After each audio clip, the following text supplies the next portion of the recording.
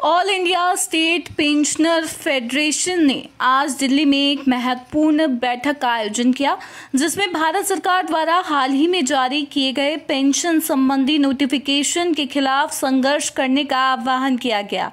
इस बैठक में देश भर से आए पेंशनर संगठनों के प्रतिनिधियों ने हिस्सा लिया और पेंशनरों के हितों की रक्षा के लिए एकजुटता का संदेश दिया।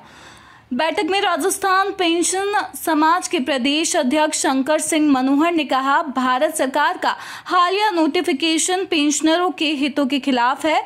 ये न केवल हमारी वर्षों की मेहनत का अपमान है, बल्कि हमारे अधिकारों पर भी कुठाराघात है। हम इस अन्याय के खिलाफ चुप नहीं बैठेंगे। मनोहर ने पेंशनरों से एकजुट होकर शांतिपूर्ण तरीके से विरोध प्रदर्शन करने और अपनी मांगों को सरकार तक पहुंचाने का आग्रह किया।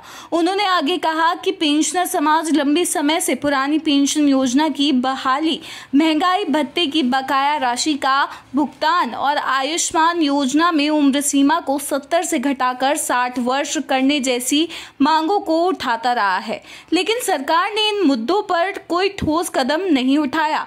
मनोहर ने चेतावनी दी कि यदि सरकार ने जल्द ही पेंशनरों की मांगों पर ध्यान नहीं दिया तो फेडरेशन देशव्यापी आंदोलन शुरू करने के लिए मजबूर होगा।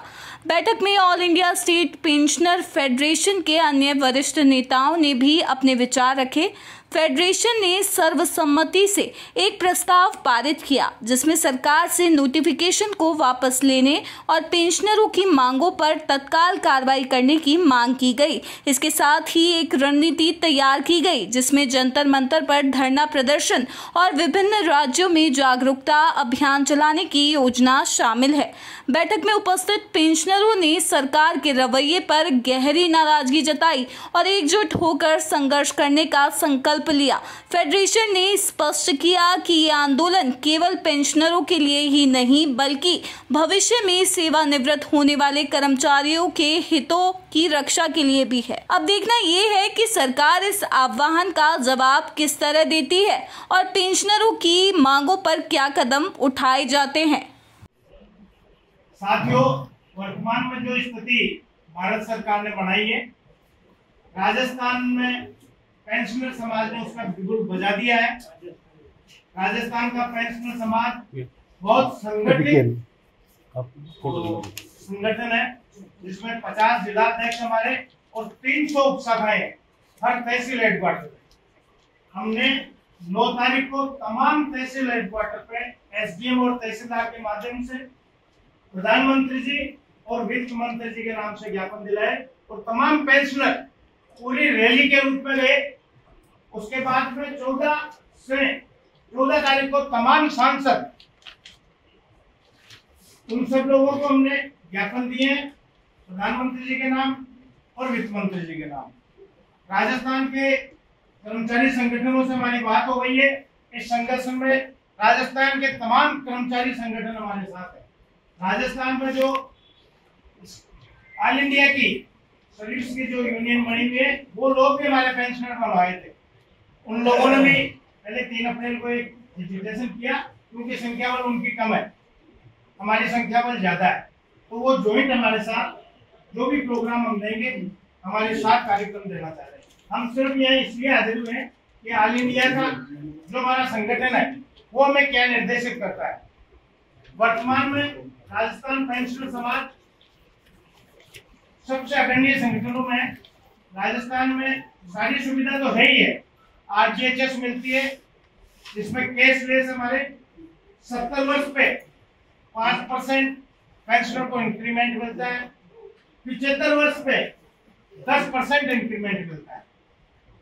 अभी कम्युटेशन जो सिस्टम चल रहा है, उसके लिए भी 4 दिन पहले हमने एक कमेटी गठित करा दी है और राज्य सरकार को इस चीज के लिए एग्री करवा दिया कि जो जल्दी आप लोगों का अगर सहयोग रहेगा तो कम्युटेशन का फैसला भी हम जल्दी राज्य सरकार से करेंगे। वर्तमान में जो संगठन की बात है, जो भी आपके निर्देश मिलेंगे, राजस्थान उसमें सबसे अग्रणी होगा।